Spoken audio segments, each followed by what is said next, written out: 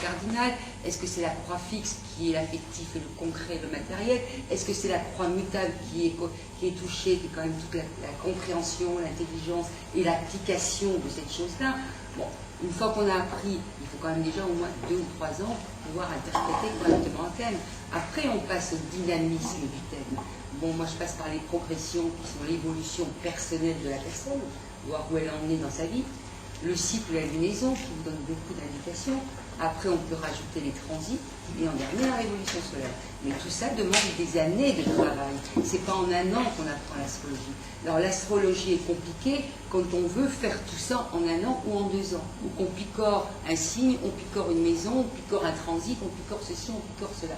Il faut qu'il y ait une bonne base et une bonne structure. Quand je veux dire que l'astrologie est compliquée, c'est lorsque on est un étudiant, même si on est un professionnel, et que l'on voit la multitude des écrits qui sont aujourd'hui sur faire un tri, et la multitude il faut faire un tri. Et qui vous noie dans un système tel. De toute façon, moi, la première année, j'ai une école depuis 5 ans. La première année, j'interdis à tout le monde de lire quoi que ce soit comme lui. Et je préfère les gens qui arrivent avec aucune connaissance, qui n'ont jamais ouvert un bouquin d'astrologie, que des gens qui ont lu plein de livres d'astrologie et qui ne comprennent rien.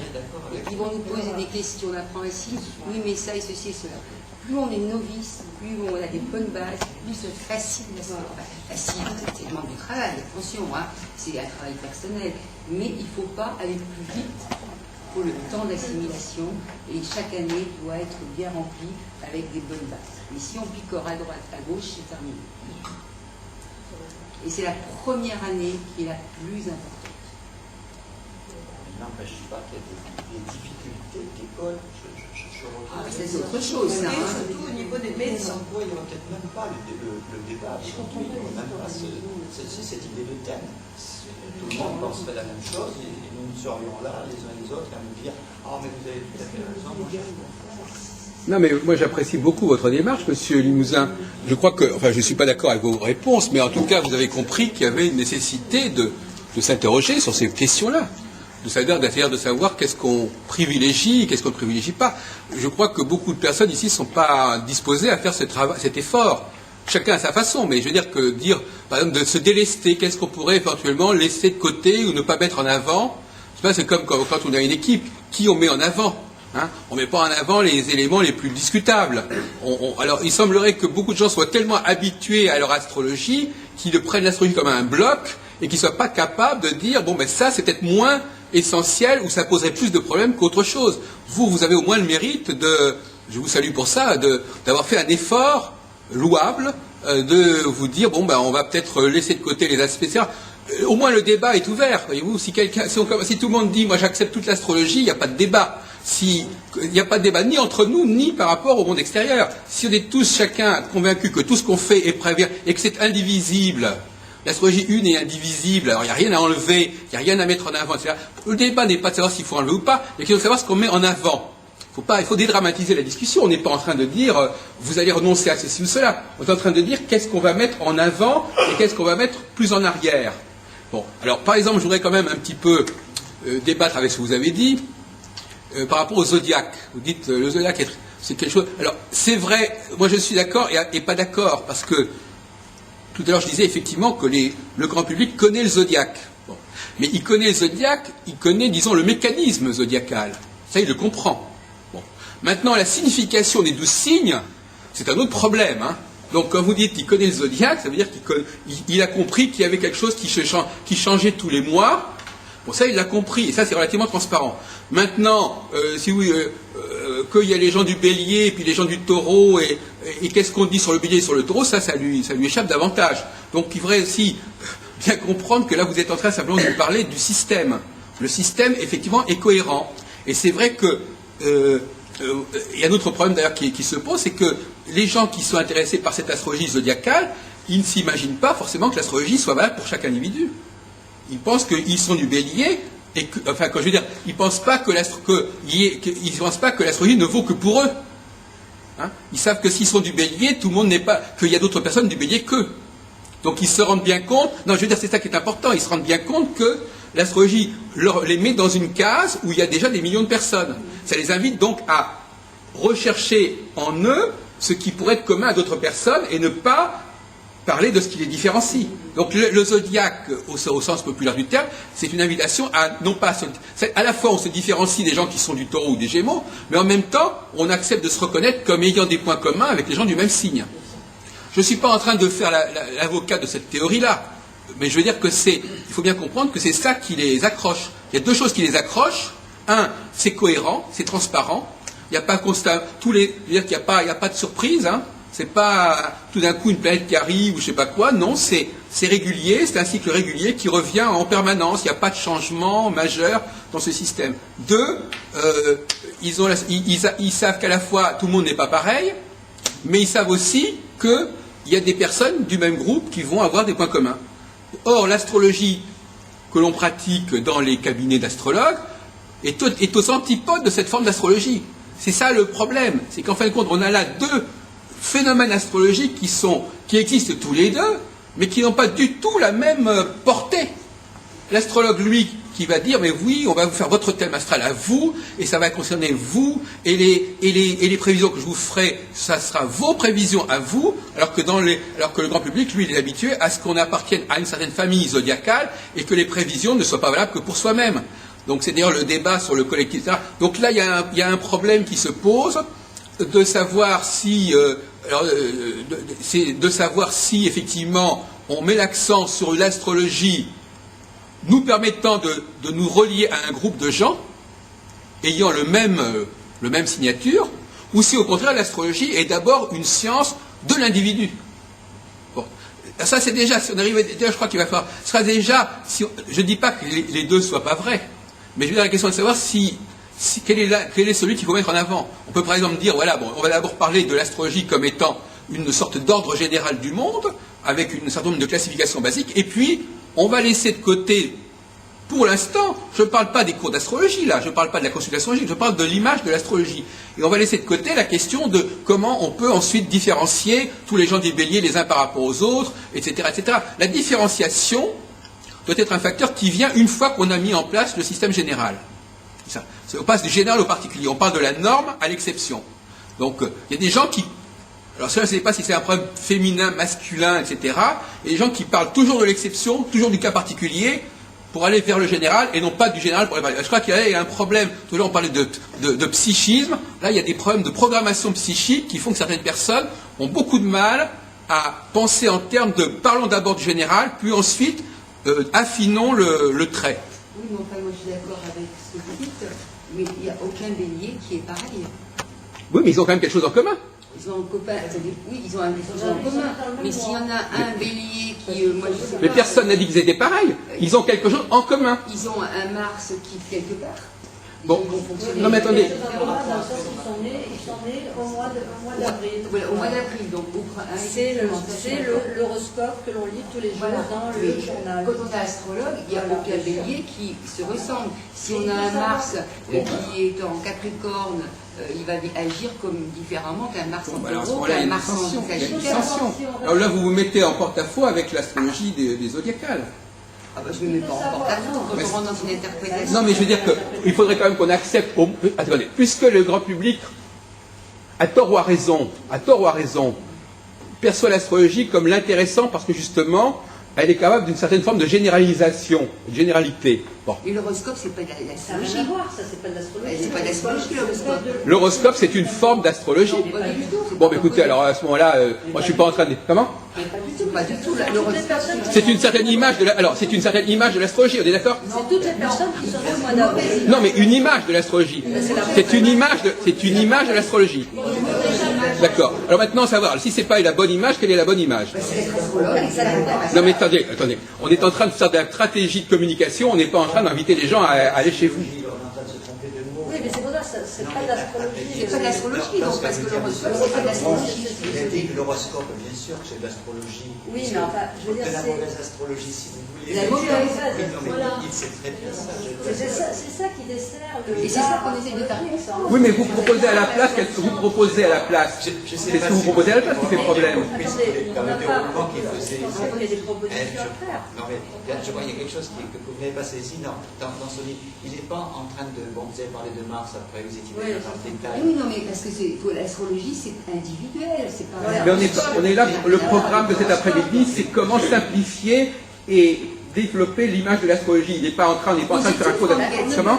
En positif, on est... Attendez, dans l'image que... Attendez. Si c'est en positif, on ne parle pas d'horoscope. D'accord, non mais attendez, qu'est-ce que vous proposez? Alors, la question est de savoir, qu'est-ce que vous proposez à la place? De l'horoscope? Non, qu'est-ce que vous proposez? Qu'est-ce que vous voulez mettre en avant D'abord, premièrement, c'est comme ça que les gens connaissent l'astrologie, déjà.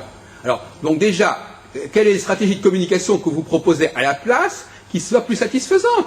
Monsieur disait, bon alors par exemple, effectivement, moi je ne suis pas du tout en train de défendre les signes zodiacaux, moi je n'y crois pas aux signes zodiacaux, alors je sais pas, mais je crois qu'en revanche, moi je suis pragmatique, je dis, faisons un constat des lieux. Constat des lieux. Maintenant, on peut ensuite dire, attention, ça oui, tout à l'heure je parlais de constat des lieux concernant Gauquelin, je n'ai pas dit qu'il fallait accepter Gauquelin intégralement, j'ai dit, voyons ce qu'on peut prendre de Gauquelin. Voilà. Maintenant, je dis, voyons ce qu'on peut prendre d'une certaine image de l'astrologie qui est relativement simple et relativement connue. Bon, maintenant. L'horoscope est fait en fonction des planètes aussi. Hein. Mais je ne vous le fais pas dire, faut pas exagérer. Il faut quand même avoir une certaine mesure dans les propos, il ne faut pas exagérer non plus, vous avez raison. Mais oui, quand même. Bon. Comme dit Jacques, non, mais pas seulement, ils étudient aussi les positions dans les maisons, je suis désolé de vous le dire, quand même. Enfin, je ne suis pas en train de défendre. Mais oui, les prévisions astrologiques sont faites par les maisons solaires. On regarde, il y a des astrologues qui font les horoscopes des journaux en regardant où se trouve Saturne, dans quelle maison solaire où se trouve Saturne. Je ne suis pas en train de défendre ça, mais je vous dis que ça existe. Hein, je suis désolé. Et il y a d'ailleurs d'excellents astrologues qui font des horoscopes. Hein. Moi, j'en connais. Ah oui. Mais ça on va dire que c'est de l'astrologie, mais c'est pas la bonne astrologie. Bon, d'accord. Alors, mais la question aussi, c'est de savoir. Attendez, on n'est pas en train, à la limite, moi je crois qu'il faut avoir une petite dose de cynisme. On n'est pas en train de dire qu'on va présenter la vraie astrologie ou la bonne astrologie. On dit qu'est-ce qu'on peut présenter qui soit productif pour mieux faire accepter l'astrologie. Il ne s'agit pas de vouloir tout déballer de l'astrologie en disant voilà, je vais tout déballer. C'est comme l'autre jour, il y avait cette dame qui était venue à Toulon. On lui dit qu'est-ce que vous racontez quand vous êtes en face d'un adversaire de l'astrologie? Je lui fais son thème. Voilà. Et je suis désolé, c'est insuffisant de répondre comme ça. Je ne veux pas le thème d'un adversaire en disant voilà, je vais lui faire son thème, comme ça il sera convaincu de la valeur de l'astrologie. C'est un peu sérieux quand même. Bon. Alors donc effectivement. Si pas l'astrologie, c'est son droit. Moi je me cherche voilà. Non mais c'est ça le problème. Le problème c'est que là il y a des personnes qui ne sont pas en mesure de. Comme je suis complètement décontractée, c'est rare que les gens me disent ah t'es astrologue, c'est vraiment bon, tu fais un métier, j'y crois pas. Voilà, c'est à prendre ou à laisser. Voilà, c'est à prendre ou à laisser. Donc on n'est pas. Bon, alors posez d'autres questions. Essayez d'avancer parce qu'on est quand même. On ne peut pas se battre pour des gens qui. Non mais écoutez. Bon d'accord. Alors si on n'est pas là pour se battre, on n'est pas là pour. Si on montre un exemple, si on montre une belle image de l'astrologie, que c'est à part les horoscopes justement, qui détruisent l'astrologie, et les gens qui lisent les horoscopes et qui viennent en consultation pour une première fois, ils sont complètement sidérés. La différence. Oui. Chaque être est individuel. Comment voulez-vous que l'horoscope puisse faire des milliards et des milliards non, mais attendez, chaque être est individuel, mais il y a aussi une partie de nous qui n'est pas individuelle, Madame Adno. Enfin, vous le savez très bien. On va voter ensemble, on regarde la télévision ensemble, et on est pris dans des mouvements, processus collectifs. Ne dites pas que. Moi, je parle de l'être humain, je ne parle pas du. L'être humain, en tant qu'individu, nous sommes aussi des citoyens. Mais personnel, ce qu'on non, mais on est aussi, et en tant que femme, vous n'êtes pas, en tant que femme, vous faites des enfants, vous n'êtes pas la seule femme à faire des enfants. Mais non, mais je fais mes enfants à moi. Non, mais ils sont quand même. Vous avez un équipement biologique anatomique qui vous est pas individuel. Et pas pour les autres. Non, mais je parle moi de l'être humain, de sa personnalité, comment on se positionne, comment on est, comment on réfléchit, comment on n'a pas un être humain pareil. Bon, d'accord. Mais bon, écoutez. Alors la question est de savoir. Alors maintenant, voilà. Est-ce que c'est une bonne chose pour l'astrologie de dire l'astrologie met l'accent sur le fait que tous les individus sont différents? Est-ce que c'est un discours constructif et intéressant de dire ça? Voilà, c'est toute la question qui se pose. Est-ce que c'est intéressant de poser les questions de cette façon? Bon, moi je dis que non. Il faudrait proposer à la personne de dire exactement qu'est-ce qu'elle recherche quand elle veut être face à un astrologue ou vouloir apprendre l'astrologie. Qu'est-ce qu'elle recherche? Moi je sais que mes élèves, quand elles sont venues vers moi, ils m'ont demandé d'apprendre l'astrologie par moi, parce qu'il y a d'autres profs, je ne suis pas la seule, et bien c'est parce que c'est un développement personnel pour mieux se comprendre. Parce qu'arrivées à 60 ans, elles se sont rendues compte qu'il y avait des aspects qu'elles n'avaient jamais vus dans leur vie, qui ont permis de comprendre, de passer à un autre niveau de conscience. C'est donc l'élévation de Eh l'être. bien, pour Madame Virginio, pour mieux se comprendre, alors la formule est tout à fait excellente, pour mieux se comprendre, mais il y a 36 façons de mieux se comprendre. Par exemple, d'apprendre que, de mieux, par exemple, non, mais déjà, par exemple, le mieux comprendre qu'est-ce que vous êtes en tant que femme ou en tant qu'homme, c'est aussi une façon de mieux se comprendre. Le fait de mieux se comprendre en tant que bélier ou taureau, c'est une façon de mieux se comprendre. Donc, le fait de mieux se comprendre ne veut pas dire forcément de s'enfermer dans un rapport nombriliste avec soi-même, c'est pas automatique. Mieux se comprendre. Par une thérapie psychanalytique, ça peut être Mais ça peut aussi être le fait d'appartenir à un groupe de gens particuliers. Non, ça peut aussi être le fait d'appartenir à un groupe de personnes. Eh bien, alors voilà. Bon, alors on parle de l'astrologie. D'être martien ou jupitérien, ça peut être aussi intéressant. C'est tout facile de se comprendre. Vous savez, la plupart des gens, ça les rassure pas d'être des cas uniques. Hein. Ils aiment bien parfois appartenir à un groupe qui existe et pas à un cas unique. L'un n'empêche pas l'autre. Comment? Mais on peut très bien, l'astrologie, c'est apprendre à se connaître comme on fait un psychiatre, comme un psychologue, comme une sauveteur, enfin c'est un travail sur soi. Non, mais ça, c'est une affirmation, ça. C'est eux qui le vivent, c'est eux qui le ressentent. Je suis pas là pour leur dire vous allez. Mais là, je crois qu'on s'éloigne du thème. Mais oui, d'ailleurs, je crois qu'il y a beaucoup de gens qui ont du mal à comprendre le thème. C'est pour redire tout à l'heure, M. Albron, là, je Excusez-moi, pense. j'ai du mal à vous entendre. Ah oui, bon. Je veux pas parler à la place de M. Albron. Mais si, heureusement que vous êtes là, d'ailleurs. Qui a un non-sens, puisque lui, il est en train de dire, je crois tout à fait, ça m'intéresse de ce que vous dites les uns et les autres, c'est pas le problème, c'est comment pouvons faire pour pouvoir valoriser notre image de marque, essayer d'apprendre à ceux qui seraient peut-être moins croyants, comment l'astrologie existe et comment elle peut nous apporter quelque chose. Alors, il a posé cette question. C'est un phénomène de société. Oui, mais non, parfois, pourrions-nous commencer au départ. On voit tous nos ministres, tous nos présidents de la planète entière qui vont voir les plus grands astrologues qu'on connaît, entre autres Elisabeth Tesser et autres. Ça fait des années qu'on nous bassine que les meilleurs astrologues de la planète, c'est eux. Pourtant, on ne parle pas de Ruyard, on ne parle pas de Pierre Lassalle, ils ont fait des super bouquins, ni de Arroyo, qui nous permettent de comprendre l'évolution de l'être. À partir du moment qu'on apprend à l'être humain, qu'il soit même à la maternelle ou ailleurs, en disant vous avez une conscience, soyez créatif, et on tend vers l'astrologie aussi. Mais il y a d'autres outils, il n'y a pas que Mais oui, justement, la question, ce serait, madame, justement, la question, ce serait de savoir où est la spécificité de l'astrologie. Il faudrait pas. Apparaît-il, j'ai reçu ça à la Fédération, et il s'occupe pas mal de l'astrologie, donc il aime l'astrologie. Qui? Sarkozy. Ah oui, oui, oui. Il aimerait justement, vu la demande de beaucoup de gens, faire passer un diplôme pour être astrologue. Ah bon? Voilà. C'est ce qu'il a J'étais fait. pas au courant, oui. Je connais quelqu'un qui travaille avec les ministres de la CE qui dit qu'au bout de 3-4 ans, à partir du moment qu'on a utilisé un outil, un ordre de 3-4 ans, c'est acquis. On n'a pas besoin de diplôme. Oui, après ça. Je peux vous donner son nom si vous Il voulez. faut se méfier parce que là. Oui, maintenant, parce qu'il y a aussi ceux qui sont sérieux. C'est comme tous les métiers, il y a des bons boulangers, des bons astrologues, et des mauvais astrologues. Il y a des gens qui On font va des tous, études qui n'en les font bons pas. et les mauvais boulangers. Mais c'est au moins une fois.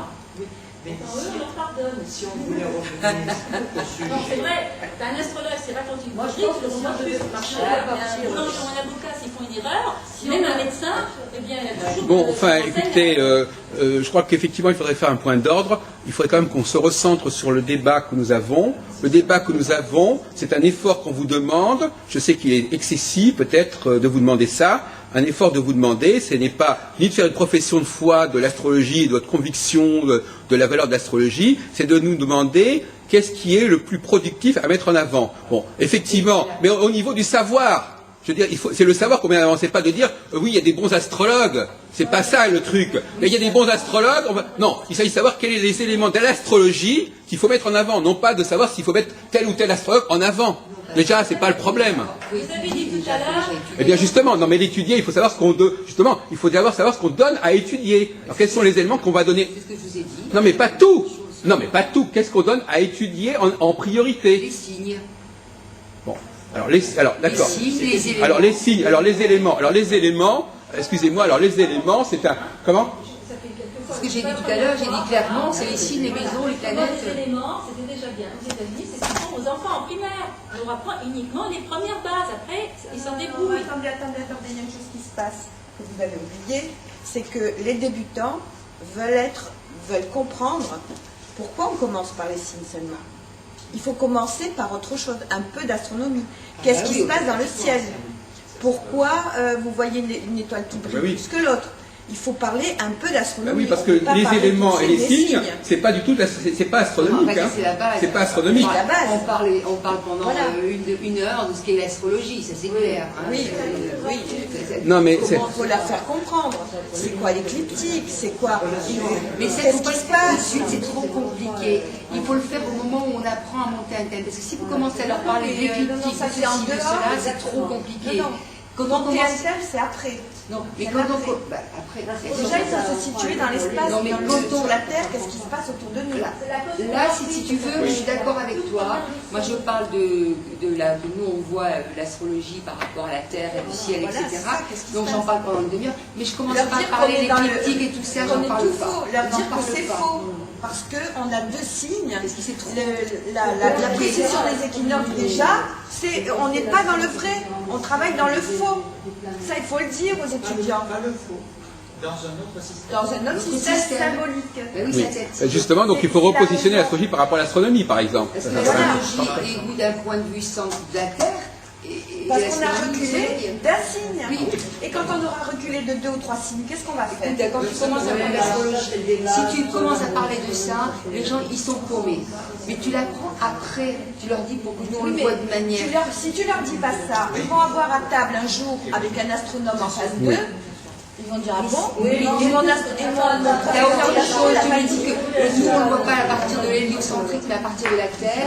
Au démarrage, après tu peux rentrer, mais si le premier jour, le premier cours, tu lui parles vraiment des choses comme ça, non. Au départ, c'est un peu d'histoire, un peu de. Ah ben c'est normal ça. Voilà. Mais pas trop, et puis y aller petit à petit, progressivement. Enfin, de toute façon, on a d'autres problèmes, là, parce que l'enseignement de l'astrologie, c'est pas exactement non plus le thème de la discussion. Parce que enseigner l'astrologie, ça veut dire déjà enseigner des gens qui sont porteurs, qui sont demandeurs, et nous, on n'est pas en train... Moi, je suis tout à fait d'accord pour parler de l'enseignement de l'astrologie, mais la stratégie d'enseignement de l'astrologie, c'est pas du tout la même stratégie que la stratégie de communication de l'astrologie. Parce que la communication de l'astrologie, justement, c'est ça qui va amener les gens à vouloir de l'enseignement. Donc, une fois que les gens sont déjà au stade de demander de l'enseignement, on peut avoir une autre façon de communiquer. Absolument. Bon. Et une fois que les gens vont chez l'astrologue, on a aussi une autre façon de communiquer. Pour l'instant, on est en aval, en avant. D'accord. Ce qu'on pourrait appeler, moi j'appelle ça, j'emploie une expression, les guerriers de l'astrologie. C'est-à-dire qu'on on est ceux qui viennent se battre pour défendre les couleurs de l'astrologie et non pas pour vendre de l'astrologie. Déjà, il y a déjà un autre problème, ça, parce que vendre de l'astrologie, ça veut dire venez suivre mes cours, venez suivre ma consultation. Là, on n'est pas là, c'est des gens qui doivent militer pour l'astrologie sans dire allez vendre l'astrologie ou même aller voir l'astrologue. C'est pas forcément. Admettons que l'astrologue, par exemple, je sais pas, moi, quelqu'un qui fait la publicité, qui fait des budgets pour le cancer, il dit pas que tout le monde doit avoir le cancer. Il dit on propose ça pour les gens qui ont besoin. Donc, Jacques, à l'heure actuelle, militer pour l'astrologie, il faut savoir que l'astrologie sert parfois un support pour l'être humain.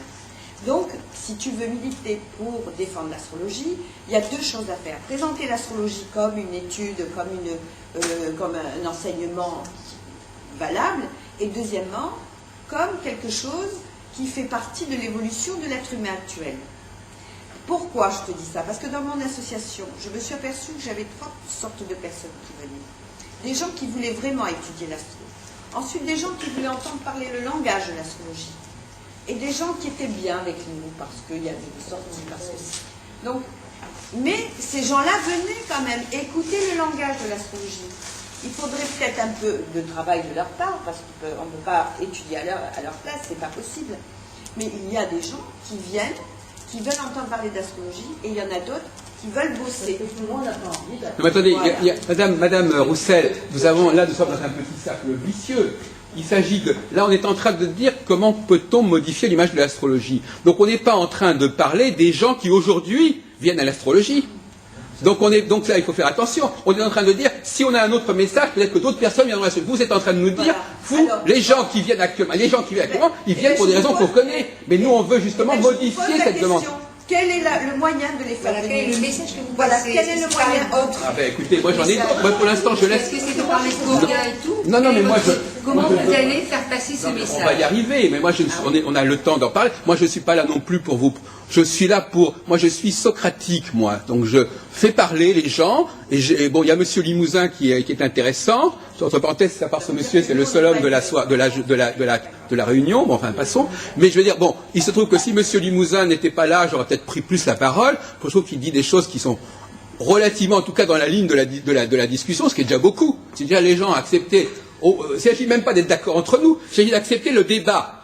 Or, la plupart des gens ici ne veulent même pas réfléchir sur le débat. On n'est même pas, c'est même pas qu'on n'est pas d'accord, c'est qu'on n'est même pas d'accord sur les raisons pour lesquelles on est en train de discuter. Alors, quand même ça. Alors, commençons déjà par être d'accord sur le fait qu'on discute de savoir ce qu'on fait, et pas de dire c'est pas la peine de discuter, parce qu'effectivement, si on vient là en disant que c'est pas la peine de discuter, c'est pas la peine d'être là. Bon, donc effectivement. Alors, je crois que je vous suggère de poser une autre question, Madame Roussel, pour qu'on puisse avancer, parce qu'on a quand même 4 questions, et peut-être que ça va nous inspirer d'autres développements. Le grand public dispose-t-il d'un modèle cyclique dont il peut suivre et prévoir l'évolution? Je répète, le grand public dispose-t-il d'un modèle cyclique dont il peut suivre et prévoir l'évolution? Qu'est-ce que ça veut dire? Voilà, justement, cette question-là, elle met le doigt sur un vrai problème, effectivement, c'est-à-dire qu'effectivement, le grand public dispose des 12 signes, pour ce que ça vaut, qui déjà correspond à quand même une certaine transparence du système, c'est-à-dire qu'effectivement, il y a une entrée, bon, il ne sait pas exactement ce que ça veut dire, il ne sait même pas que le soleil change, mais enfin, il sait vaguement que tous les 30 jours à peu près, il y a un changement. Pour lui, c'est relativement cohérent. Et je voudrais quand même insister sur ce point, c'est un sentiment de cohérence, hein, qui est très limité, mais il y a un sentiment de cohérence. Sentiment de cohérence qui, excusez-moi de vous le dire, quand il rentre chez l'astrologue et quand il prend des cours d'astrologie, ce sentiment de cohérence, il n'est pas toujours là. Hein. Donc il peut perdre beaucoup de son sentiment de cohérence quand il commence à entendre certains professeurs d'astrologie parler d'astrologie. Parce que la cohérence, moi je pourrais mettre en défaut la plupart des gens qui enseignent l'astrologie sur la cohérence. Alors de ce côté-là, au moins, ne faudrait peut-être pas trop pavoiser au niveau de la cohérence de l'enseignement astrologique. D'ailleurs, c'est pas pour rien qu'on a une journée sur l'enseignement de l'astrologie. Donc, la cohérence que le grand public a, c'est les 12 signes. Par contre, il ne dispose pas d'un modèle cyclique. Il ne dispose pas d'un modèle prévisionnel. Si, parallèle. Lequel? Si on dit, voilà, lequel? De quel modèle dispose-t-il? Des saisons. Ah oui, non mais d'accord. Déjà. Non mais d'accord, on est d'accord. Le cycle de vie, quelqu'un vient de naître, je sais qu'il va mourir. Voilà. Ils sont Absolument. un petit peu malades, ils peuvent faire des analogies. Oui. Et se dire le cycle de vie, des cycles existent Oui. quelque part, Oui. ça peut l'aider. Oui. Après, si toutefois Oui. nous savions les faire Oui. converger vers les trucs. Mais non, mais vous avez tout à fait raison, Monsieur Limousin, mais en même temps, ce sont des cycles, comme vous dites, mensuels, annuels. Bon, l'astrologie, justement, il me semble, moi j'ai la faiblesse de penser que l'astrologie, justement, elle est capable de nous fournir des cycles plus importants que le cycle annuel. Donc, tant qu'on est dans le cycle annuel, on est dans une astrologie un petit peu lambda. C'est-à-dire c'est le soleil, la lune, tout le monde. C'est comme les astrologues qui disent, vous savez, vous prouvez l'astrologie, regardez, vous n'avez qu'à regarder, le soleil brille, donc Saturne marche.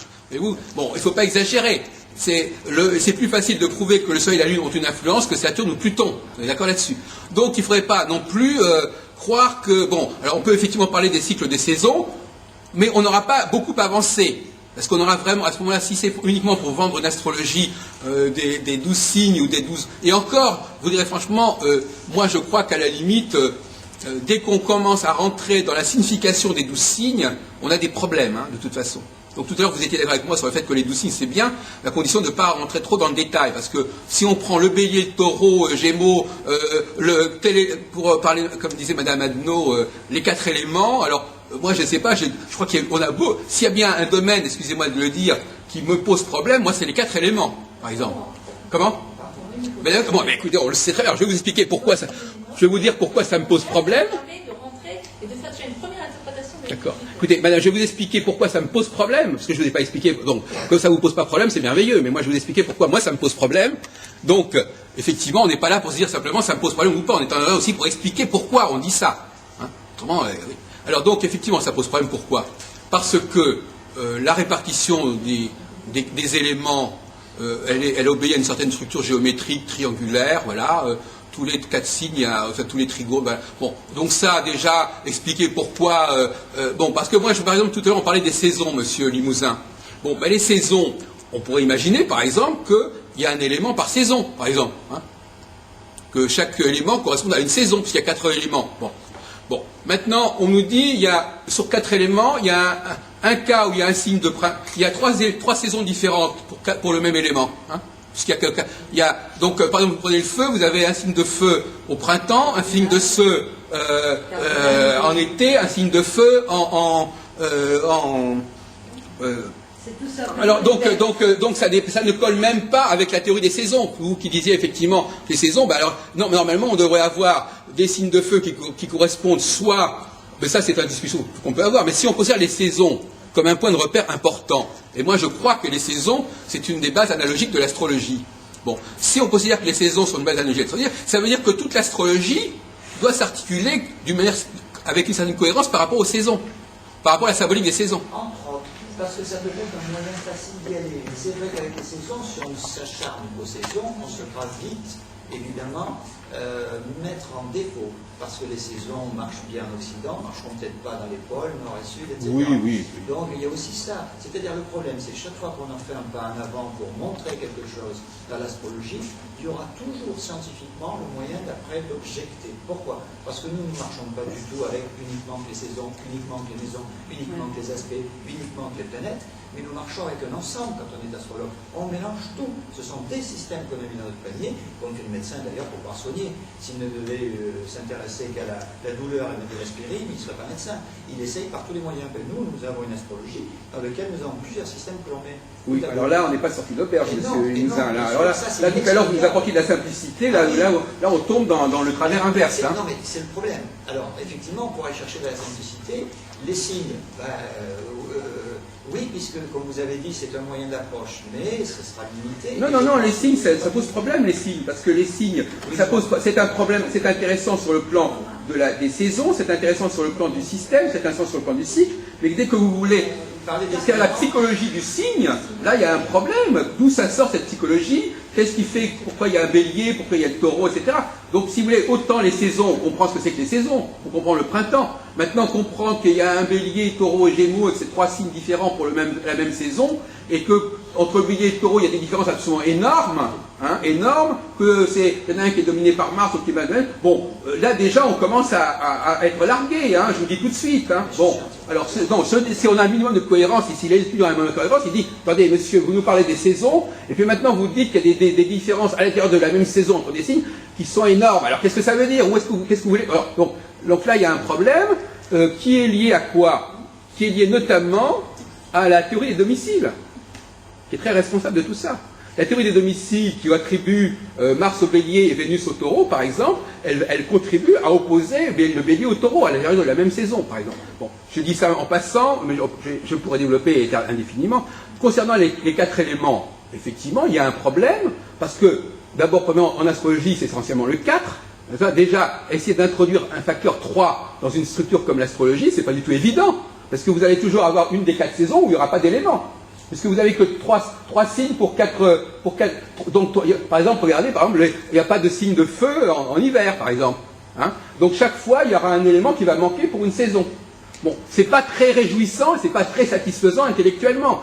Les cardinaux fixes mutables, au moins, on a l'avantage que ça correspond au début de saison, milieu de saison, fin de saison, à la limite. Mais expliquer que, effectivement, alors il y a le signe du bélier qui est le signe de feu, le signe du lion, été, qui est un signe de feu, bon d'accord, à la limite, bon, alors donc le feu correspondrait en effet, bon, peut-être aux saisons où le soleil est fort, par exemple. Oui, mais attention, il y a le Sagittaire qui est aussi un signe de feu. Ah oui, mais alors le Sagittaire, c'est un signe d'automne. Alors on comprend plus, parce que l'automne, c'est plus tout à fait la même dialectique que... Bon, alors, s'il y a des gens qui croient que c'est... Alors, je veux bien reconnaître que, et d'ailleurs Sant'Agostini l'avait dit, que toutes les théories concernant les 4 éléments, concernant les domiciles, ont l'avantage de permettre de connecter les choses entre elles. De dire, par exemple, vous avez une dominante feu, une dominante... Ça, c'est très commode. On ne dit pas que c'est pas commode. C'est très pratique au niveau de faire ressortir des dominantes, etc. D'accord, dont acte. Mais ça n'empêche pas que ces méthodes, qui sont très pratiques, posent des problèmes théoriques graves. Et ça, il ne faudrait pas l'oublier. Alors, c'est vrai que moi, donc, c'est comme si on demandait à quelqu'un, alors voilà, vous allez nous représenter, c'est comme, admettons par exemple, dans une réunion de parti politique, là, et qu'on dise à quelqu'un, écoutez, vous allez représenter nos couleurs, et on lui dit, voilà, ben, vous allez dire ça, en notre nom, etc. Mais si vous dites des trucs complètement énormes, le type va dire, non, mais moi, je prends pas ça, ça passera jamais, je prends pas ça. Alors, il va y avoir des super ultra qui disent, mais si, il faut le dire quand même, parce que c'est vrai, etc. Bon, d'accord. Bon, ben, ces gens-là, ils vont s'exciter, mais finalement, ça ne sera pas productif. Alors, il faut savoir ce qu'on met en avant. Je ne crois pas que les 4 éléments, en dehors des côtés pratiques que ça représente, soient présentables en astrologie. Ça peut être très pratique pour l'astrologie, mais c'est pas défendable. C'est pas défendable, les 4 éléments. Oui, je je ne sais pas ce que vous en pensez, mais c'est comme ça. Enfin, moi, Ou du moins, c'est pas défendable en première ligne, si vous voulez. Dans les 4 axes, c'est-à-dire les 4 points cardinaux, les 4 saisons, ça marche très bien et on peut l'expliquer, ça peut tenir à peu près la route. Mais par contre, c'est vrai qu'après dans le détail, si on veut le mettre en avant, toujours pareil, si on veut rester dans le thème, qu'est-ce que l'on peut mettre en avant pour pouvoir essayer de prouver que l'astrologie tient la route? Et il y a des choses qui sont casse-gueule possibles, même si elles sont vraies. Mais alors, c'est exactement pour toutes les sciences pareilles. On pourrait objecter aussi que chaque fois qu'on veut se défendre, on pourra toujours tout critiquer. Le médecin a des théories qui sont tout à fait aussi. Oui, mais il ne faut pas non plus confondre. Il ne faut pas confondre. Par exemple, que vous avez soutenu, monsieur Limousin, tout à l'heure, quand vous avez dit, oui, bon, les saisons, oui, d'accord, mais vous comprenez, dans l'hémisphère sud, ceci ou opposé. Bon, mais ça, c'est relativement défendable encore.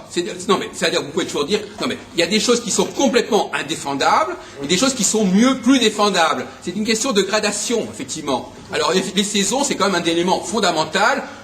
Bon, on sait très bien qu'effectivement dans certains pays comme le pôle Nord, on peut pas non plus dresser des thèmes, on peut même pas non plus mettre les maisons, vous savez. Alors, bon, on pourrait discuter de ça et que reste les maisons égales justement. Bon, alors d'accord. Mais enfin, je veux dire, c'est aussi des systèmes qui effectivement ont comme objection que tout simplement, ça ne s'applique pas à n'importe quel endroit. Mais moi, je vous répondrais que ce qui est important, c'est déjà de clarifier le système dans lequel on parle. Effectivement, le zodiaque est un système qui s'est constitué sur les 4 saisons, qui s'est constitué sur, d'ailleurs, un certain nombre de critères. Bon, c'est intéressant de montrer que comment c'est cohérent. Maintenant qu'effectivement, vous disiez, oui, je sais, nous savons qu'effectivement, les saisons, sur un certain plan, ça ne correspond plus tout à fait, etc. Mais on est quand même dans quelque chose qui, mathématiquement, structurellement, est satisfaisant. Donc, si vous voulez, s'il fallait créer une commission, d'ailleurs, moi je propose qu'on crée une commission où on mette en avant le livre. Alors, moi je voudrais vous reprendre, monsieur Limousin, sur un sujet pour vous montrer que je ne suis pas du tout en train de vous défendre ou que je ne suis pas en train de vous instrumentaliser.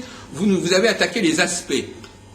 Enfin, vous avez... Non, mais c'est très bien, je veux dire, c'est pas la question. Si tout le monde faisait comme vous, c'est très bien. Vous avez dit les aspects, non, on les met pas en avant.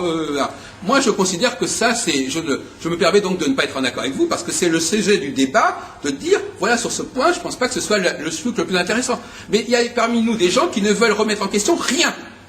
Donc il s'agit pas... C'est tout ou rien. On ne jette pas de l'Est. Bon, moi je dis, jetons du lest, disons, bon ça c'est moins sûr, ou c'est peut-être moins compréhensible, ou ça passera moins bien, qu'au moins on ait le courage de faire ça.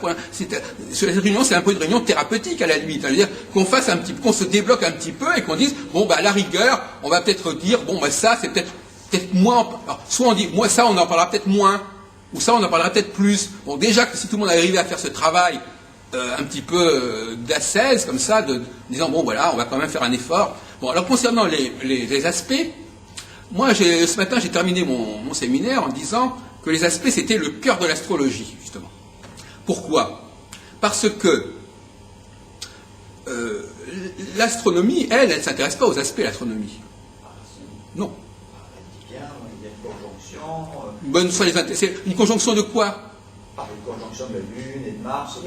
Mais pourquoi faire? Ça n'a aucun intérêt pour eux. Non. Pour l'astronomie, une conjonction, ça n'a aucun intérêt. Non, je ne dis pas que ça ne peut pas le calculer, mais ça n'a aucun intérêt. Donc, comment? C'est une appellation pour indiquer qu'il y a un alignement. Oui, et encore un alignement tout à fait fictif, hein, d'ailleurs, entre parenthèses, puisque la conjonction ne correspond pas à une réalité. Bon. Alors donc, les astronomes, eux, pour eux, ça n'est pas c'est pas au cœur de les aspects ne sont absolument pas au cœur de l'astronomie. Hein. Bon, c'est un aspect tout à fait secondaire. Pour nous, astrologues, en revanche, c'est beaucoup plus important. Moi, je crois que c'est très important de distinguer ce qui existe en astronomie et ce qui existe en astrologie, et de montrer justement, de façon assez cohérente, comment on passe de l'astronomie à l'astrologie. Voilà une stratégie que je vous propose. Mais on parlait des aspects, là, il vaut mieux finir avec... Eh bien justement, si vous croyez. Oui. Alors justement, les aspects, c'est une notion qui ne fait pas véritablement sens pour la science astronomique. C'est-à-dire qu'on peut les calculer astronomiquement, mais ça n'est... Pour les astronomes, il y a tout... Les aspects, qu'est-ce que c'est qu'un aspect? Ça veut dire que c'est privilégier une configuration particulière. Privilégier un aspect de tant de degrés. Ça n'a aucun intérêt en astronomie. Aucun. Sauf peut-être pour l'étude du Soleil et de la Lune. Mais ça n'a aucun intérêt. Ah, il y a... là, je suis d'accord avec vous dans ce que vous dites pour les aspects.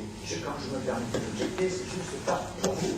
C'est pour dire que quand on dit que ça n'a pas d'intérêt. Il y a quand même dans ce livre-là de Sadoul et de Gauquelin 2 passages très intéressants où il a raconté des choses qui sont fausses, et c'est en son déshonneur et à notre dommage à nous, parce que j'aimerais tant que ce soit vrai ce qu'il a dit, et je ne suis pas astronome pour le savoir, mais il dit bien, je pourrais retrouver ou donner des copies si ça vous intéresse, que la Jupiter en carré par rapport à je ne sais pas quelle planète, dans un de ses livres, perturbe des émissions, je n'ai pas exactement compris quel type d'émission. C'est pas de l'astronomie, ça. Non, attendez, on se fait mal comprendre. Il y a l'astronomie et l'usage qu'on fait de l'astronomie. Ça, c'est pas pareil. Il faut être extrêmement rigoureux dans le langage. Il y a l'astronomie, les astronomes, ils font leur travail, et puis il y a des gens qui travaillent sur certains effets des combinatoires qui ne sont plus, ce n'est plus déjà de l'astronomie. C'est une utilisation, une application de l'astronomie, ce n'est pas de l'astronomie. D'accord, mais si vous parlez... Non, mais à ce moment-là, n'importe quel astrologue qui utilise les positions planétaires fait de l'astronomie. On ne va pas jouer sur les mots indéfiniment là-dessus. L'astronomie, c'est pas ce que X ou Y fait de l'astronomie, c'est l'astronomie ce que les astrologues en font. Maintenant, ensuite, ils fournissent des éléments à d'autres professions qui en font aussi ce qu'elles veulent. Donc c'est notre problème. Non, il ne faut pas mélanger le débat. Vous ne pouvez pas dire que ce n'est pas dans le chapitre de l'astronomie. Écoutez, Monsieur Sadoul fait ce qu'il veut, il classe les choses comme il l'entend, c'est son problème. L'influence de Jupiter sur une autre planète. Vous le mettriez bien dans un chapitre de l'astronomie, même si ce sont des sciences. Non. C'est uniquement pour des raisons météorologiques ou électriques. C'est de quoi? Ils sont des perturbations magnétiques, donc je suis désolé, moi je mets ça dans l'astronomie, même si vous dites que non. J'appelle vraiment dans le chapitre de l'astronomie les perturbations magnétiques sur Terre et les conséquences que ça peut avoir. Non, c'est l'astrophysique éventuellement. Mais ça fait partie. Non mais d'accord, mais écoutez. Non mais ça va de toute façon. On n'avance pas. Ça va. Je veux dire que ça va bien dans le chapitre de la possibilité. De toute façon, j'ai dit ça. De toute façon, le problème n'est pas là. Le problème, c'est que le choix de certains aspects est déterminant pour... Non, il ne faut pas se perdre dans des discussions secondaires. Le choix de certains aspects est déterminant pour la pensée astrologique. Bon, le fait de s'intéresser à certaines conjonctions, certaines oppositions, à certains trigots, etc., c'est fondamental pour l'astrologie et ça ne l'est pas autant pour l'astronomie. C'est pas compliqué à comprendre, ça. Bon, alors effectivement, l'astrologie, ce qu'elle apporte par rapport à l'astronomie, c'est justement une théorie des aspects. C'est-à-dire qu'effectivement, elle va considérer, non pas, parce que pour un astronome de base, voilà, la planète elle avance, elle tourne, et puis c'est tout. Bon, maintenant, s'il veut mettre dans des éphémérides, il va prendre certains critères, mais c'est ce qu'on appelle de la méta-astronomie. C'est-à-dire qu'il va simplement, par exemple, ils peuvent très bien, les astronomes peuvent très bien se servir du zodiaque ou des constellations zodiacales, mais les constellations zodiacales ne font pas partie de la science astronomique. C'est une utilisation de commodité des astronomes. Il ne faut pas mettre sur le même pied la vraie science astronomique et certains langages que les astronomes peuvent utiliser et qu'ils utilisent pour des raisons purement de commodité et qui n'ont aucune valeur en soi. De même que quand un astronome appelle une planète Pluton ou Saturne, il ne pense pas que ça a une influence. Donc il ne faudrait pas non plus leur faire dire ce qu'ils n'ont pas dit. Bon, alors effectivement, le grand apport de l'astrologie, j'en parlais ce matin, c'est de dire attention. Et ça répond à la question tout à l'heure sur le cycle. Attention, nous considérons, nous astrologues, que lorsque certains intervalles existent entre deux astres, c'est un signe important. Bon. Donc nous ne sommes pas... les astronomes, eux, ils en savent rien, c'est pas leur problème. Hein. C'est pas de dire tel astre a une influence... Attends, je m'explique bien. On n'est pas en train de dire que tel astre a une influence en tant que Saturne ou en tant que Jupiter. On est en train de dire c'est l'aspect entre deux planètes qui fait l'influence. Ça, c'est une nouvelle représentation que je vous signale. C'est-à-dire que c'est la configuration qui est astrologique et non pas simplement le fait que ce soit telle ou telle planète. C'est-à-dire que c'est le fait que l'astrologue ait découvert, ou prétend avoir découvert, que quand certaines planètes se mettent en alignement l'une par rapport à l'autre, ou avec une certaine angularité l'une par rapport à l'autre, ça fait sens pour nous, astrologues. Voilà. Bon. Donc, quand vous nous dites qu'il ne faut pas tenir compte des aspects, excusez-moi, là, ça devient un peu suicidaire, parce que justement, les aspects, c'est le cheval de bataille par excellence, à mon avis, de l'astrologie. Donc, justement, parce que tant que l'astrologue va dire la planète agit en tant que telle, et surtout quand on va dire, par exemple, la planète agit sur la personne ou agit en transit. Ça fait... Mais par contre, si vous dites quand il y a un intervalle de temps de degrés entre deux astres, dans le ciel, pas forcément par rapport au thème natal, parce que moi je ne travaille pas sur le thème natal spécialement. Quand il y a un intervalle de temps de degrés entre deux astres, par exemple quand il y a une conjonction entre deux astres, eh bien pour nous astrologues, ça veut dire quelque chose. Bon, l'astronome il peut pas dire que, il peut dire bon la conjonction elle existe effectivement. Nous on lui dit que pour nous ça veut dire quelque chose, pourquoi pas?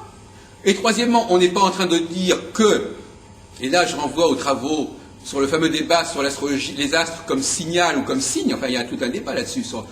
Bon, là c'est un débat classique que je remets sur la table, c'est-à-dire qu'effectivement, on n'est pas en train de dire que la configuration en question, quelle qu'elle soit, là voyez-vous, je ne suis pas en train de dire prenons telle configuration en particulier, je dis mettons en avant le fait que certaines configurations soient importantes et significatives. Je ne suis pas en train de rentrer dans le débat de savoir si c'est plutôt l'aspect machin ou truc.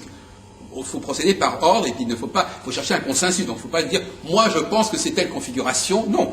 Le principe d'une configuration qu'on mettrait en avant au niveau mondial, si vous voulez, par exemple, mais mondial, ça ne veut rien dire. Mondial, ça veut dire aussi que ça peut affecter chaque individu. L'un n'empêche pas l'autre, il n'y a pas d'impossibilité il n'y a pas de barrière entre le mondial et l'individuel, comme certaines personnes croient devoir le dire. C'est la même chose. On est aussi concerné par les configurations mondiales, parce qu'on est des êtres humains et qu'on est sensible quelque part aux configurations générales, avant de rentrer dans le détail de la particularité de chacun d'entre nous. Donc, effectivement, moi, la théorie que je propose à ce niveau-là, parce que quand on dit promotion de l'astrologie, ça veut dire aussi comment je rends compte de l'astrologie. C'est-à-dire pas seulement ce que je mets en avant, mais comment je parle de cette pertinence à mettre en avant ce que je mets en avant. C'est-à-dire qu'il faut aussi expliquer pourquoi on met ça en avant. Alors effectivement, le piège, c'est de dire, quand il y a une configuration qui est comme ceci ou comme cela, ça agit sur nous de cette manière. À ce moment-là, l'astronome va dire, mais attendez, qu'est-ce que vous racontez? Mais en revanche, comme je l'ai déjà développé il y a plus de 20 ans, si vous dites, je renvoie au débat tout à l'heure, si vous dites, nous, êtres humains, nous sommes sensibilisés à travers les siècles à réagir à certains signaux, et que quand ce signal se produit, et que nous captons, nous agissons d'une certaine manière, à ce moment-là, nous n'avons pas le problème de savoir si l'astre agit sur nous. C'est ainsi, par exemple, si moi je détermine ici, par exemple, imaginons par exemple que je dise, voilà, quand je frappe dans les mains, vous vous levez, c'est pas parce que je frappe dans les mains que vous allez vous lever. C'est parce qu'on a convenu du signal que quand je frappe dans les mains, vous vous levez. C'est pas pareil. Je suis pas. Vous avez quelqu'un de l'extérieur dira, il a frappé dans ses mains et puis les gens se sont levés. Ce serait une avance, c'est faux. Il a frappé sur les mains parce que nous avions convenu antérieurement que ça serait un signal de devoir arrêter de discuter. Mais c'est la même chose. La différence entre, il y a deux théories sur l'astrologie. L'une, voilà, le phénomène se produit, toc, ça déclenche, ou bien le phénomène se produit et toc, il y a un signal qui est convenu et qui fait que quand le signal se produit, on fait une certaine chose. Donc ça, c'est aussi un débat que je vous lance, à savoir qu'il y a des choses intéressantes à mettre en avant au niveau de la théorie des aspects, qui est une théorie beaucoup plus facile, entre parenthèses, à comprendre. J'ai fait hier un séminaire sur les conjonctions. C'est beaucoup plus facile d'expliquer ce que c'est qu'une conjonction que d'expliquer ce que c'est que le signe du taureau ou le signe du scorpion. Parce que la conjonction, voilà, il y a la conjonction, elle se forme, on la voit se former, etc. Maintenant, expliquer ce que c'est que les signes de feu, le bélier, le taureau, la planète Jupiter, la planète Saturne, non. Là, il ne s'agit même pas de définir une planète. Il s'agit de dire que quand deux planètes sont en configuration, il se produit quelque chose. Ça ne veut pas dire même que ça dépend de ça ne veut pas dire que ces planètes, que l'une va être comme ci, comme cela. Ça veut dire simplement que c'est la rencontre entre les deux facteurs qui produit un signal, voyez-vous. Donc là, vous passez par-delà l'obstacle de définir la planète, définir le signe. Vous avez simplement un facteur très simple qui est, il y a une conjonction, et pour nous, la conjonction entre deux facteurs, elle est un signal fort au niveau de nos comportements. Voilà. Ce que je voulais dire tout à l'heure, c'est encore une histoire de sémantique et de mots. Présenter comme vous le présentez avec les aspects, c'est tout à fait exact. On peut très bien dire que tout est une histoire d'aspects, puisque nous avons une histoire d'arc et puis des lumières qui s'ouvrent. Donc là, parfait. On pourrait effectivement utiliser ce langage commun de parler de l'aspect d'une manière ouverte. Moi, j'entendais les aspects bassement, ce qu'on trouve dans les livres traditionnels d'astrologie, c'est le trigone, c'est le sextile. Là, je pense que c'est terrain dangereux, marécageux, dans lequel là, un scientifique nous mettrait en difficulté très tôt. Par contre, de pouvoir parler astrologie toujours en parlant d'aspect comme étant un angle d'une planète par rapport à un signe, etc. Ça c'est parfait. Et effectivement, je suis bien d'accord que nous faisons, contrairement à ce que j'avais l'air de dire tout à l'heure, que les aspects. Donc ça, oui, c'est peut-être intéressant d'avoir un langage ouvert de l'aspect, peut-être. Je sais pas. Oui, et la conjonction, c'est l'aspect le plus parlant. Parce que expliquer à quelqu'un que le sextile est meilleur que le carré, c'est déjà pas évident. Par contre, dire que la conjonction, moi je suis très primaire, la conjonction, ça veut dire que des choses vont se rapprocher, hein, que des choses éloignées vont se rapprocher, par exemple. Bon, ben ça ne mange pas tellement de pain. En tout cas, on ne va pas dire, mais d'où il a été chercher ça. Bon, il va dire qu'il y a une analogie qui a été choisie, mais même pas. On va dire simplement que la conjonction... D'abord, premièrement, qu'est-ce qui distingue la conjonction des autres aspects? C'est le seul qui soit visible. N'importe qui peut voir que deux planètes sont dans l'alignement. Maintenant, il faudrait voir un compas pour savoir qu'on est à 60 degrés ou 80 degrés ou je sais pas quoi. Donc le seul, moi je suis pour l'astrologie du visible, entre parenthèses. Pourquoi? Parce qu'il y a d'autres problèmes qui se posent, chers amis. C'est que l'astrologie n'a pas intérêt à brader son ancienneté. Elle a un argument son fonds de commerce, c'est l'ancienneté, c'est une science ancienne, c'est une science qui marque l'humanité depuis très longtemps, c'est une science qui est pratiquée depuis très longtemps. Si on commence à brader cette ancienneté au nom de la modernité, en disant on va bien se faire voir en prenant Pluton, dont on sait quelles sont les conséquences et l'état de Pluton, etc., et qu'on trouve évidemment confirmé par le thème astral, ça c'est un autre problème, hein. On connaît la chanson, effectivement, à ce moment-là, on perd tout. L'astrologie contemporaine a aggravé la situation de l'astrologie. L'astrologie contemporaine s'est engagée dans une voie extrêmement dangereuse. Pourquoi dangereuse? Parce qu'au lieu de dire, elle a obligé les astrologues, premièrement, à déconsidérer leurs prédécesseurs. Hein, ce qui n'est pas drôle. Eux, ils ne savaient pas. Ils ne connaissaient pas Uranus, ils ne connaissaient pas ceci, etc. Alors les pauvres, qu'est-ce qu'ils foutaient?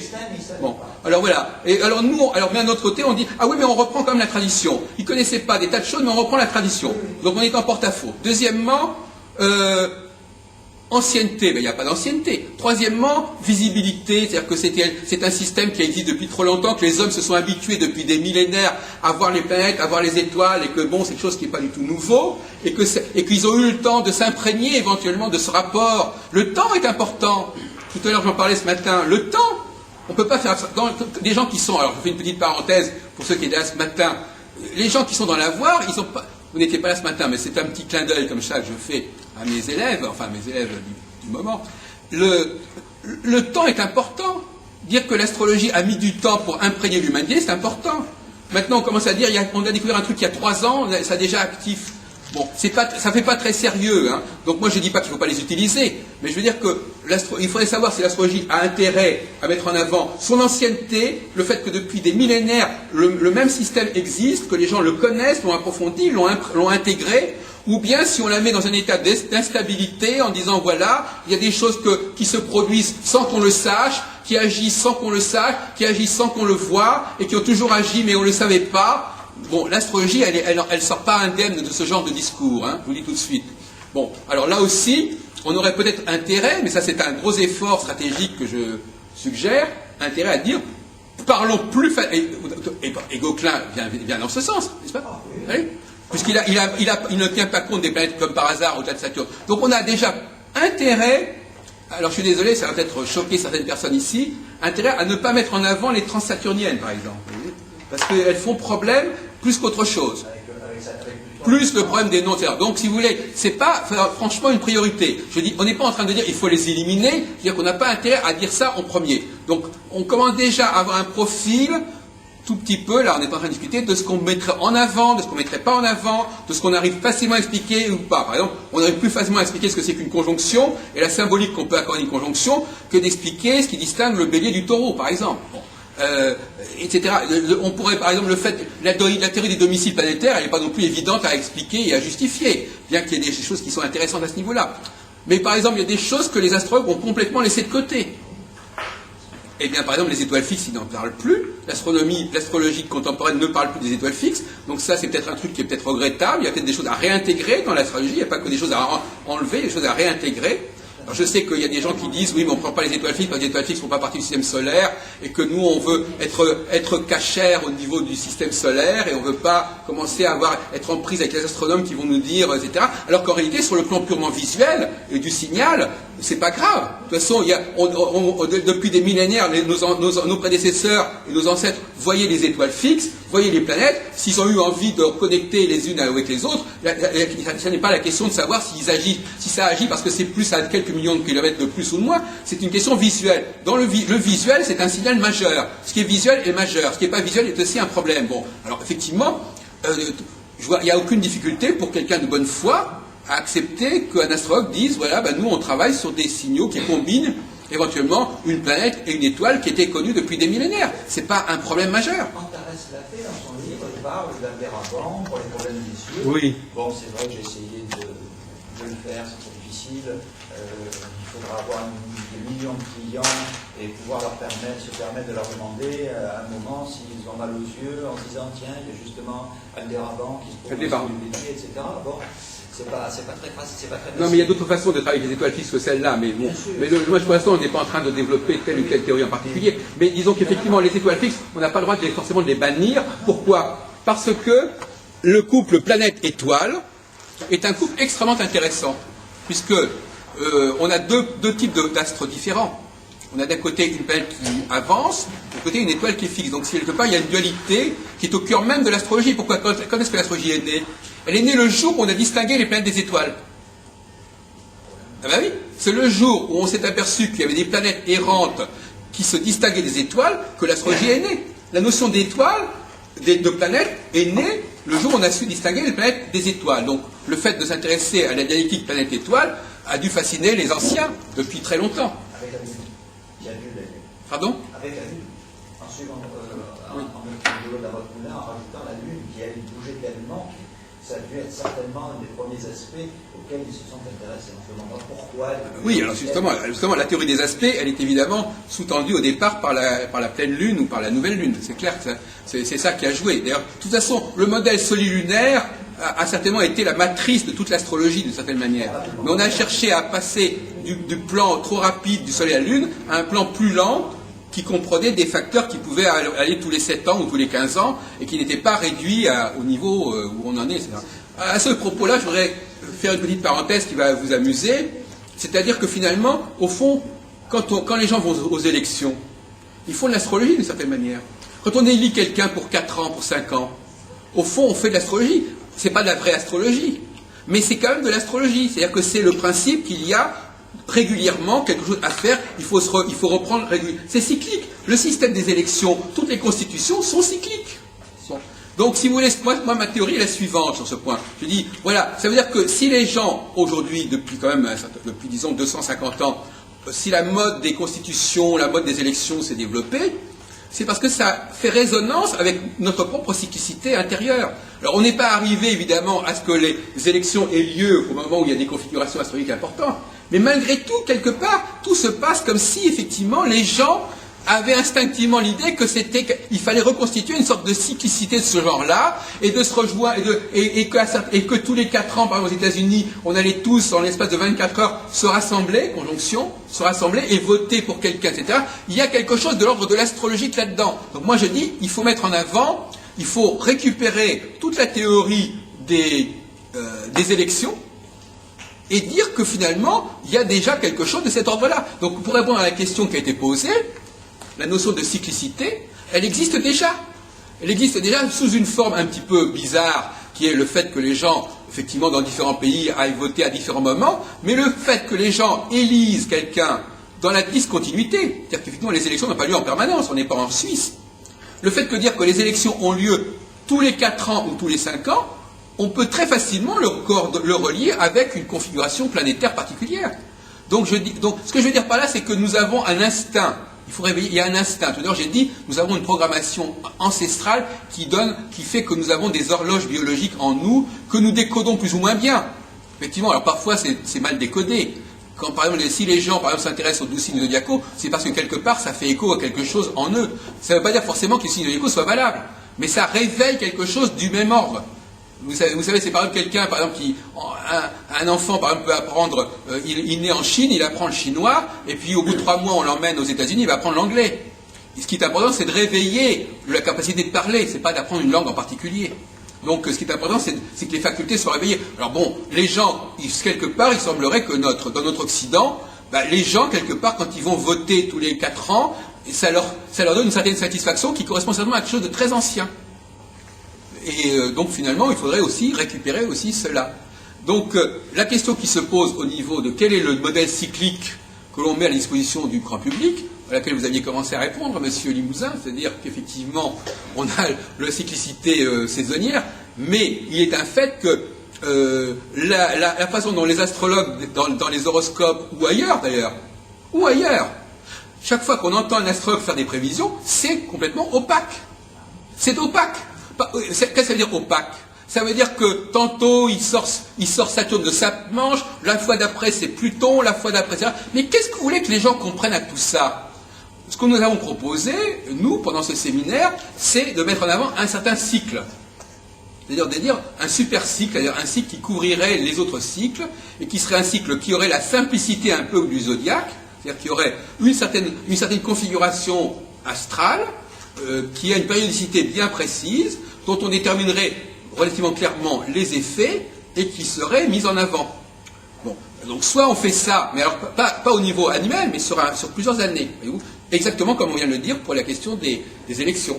On dirait par exemple, voilà, on vous propose un cycle de 4 ans, par exemple, je dis ça comme ça tout à fait par hasard, un cycle de 4 ans qui est sous-tendu par les aspects de telle et telle planète avec telle et telle autre planète, je sais pas quoi, et on va dire que ça c'est un cycle important, voyez-vous. Donc parce que ce qui est vraiment très gênant, chers amis, c'est la grande complexité des pratiques prévisionnelles en astrologie. C'est-à-dire qu'en fin de compte, d'ailleurs on s'est un petit peu discuté, on a discuté pendant ce week-end là. C'est-à-dire bon alors parce que moi j'ai toujours les cycles tuent la cyclicité. Si on multiplie les cycles, il n'y a plus de cycle. Hein, parce que le cycle 1 va être perturbé par le cycle 2, qui va être perturbé par le cycle 3. Donc regardez par exemple, imaginons par exemple qu'au niveau du grand public, on dise qu'il y a les 12 signes zodiacaux, mais attention. Attention, alors à force de vouloir faire attention, dire oui c'est vrai, mais attendez, il y a autre chose qui vient se greffer par-dessus, qui vient compliquer, etc. Bon, les gens sont largués. Alors la transparence, ça veut dire que les gens comprennent ce qu'on fait. Regardez par exemple ce qui se passait au Moyen-Âge. Jusqu'à peu près 1700, il y a eu un système astrologique qui s'est imposé. Je ne sais pas si vous le savez. C'est le cycle des conjonctions Jupiter-Saturne. Est-ce que parmi vous, des gens sont au courant que pendant à peu près 800 ans, l'astrologie était représentée par le cycle Jupiter-Saturne, dans les bouquins d'astrologie. Les 20 ans, voilà. Il y a beaucoup qui ont pris ces sujets, oui, qui ont beaucoup. Bon, alors, non, il faut que le savoir que l'astrologie a été représentée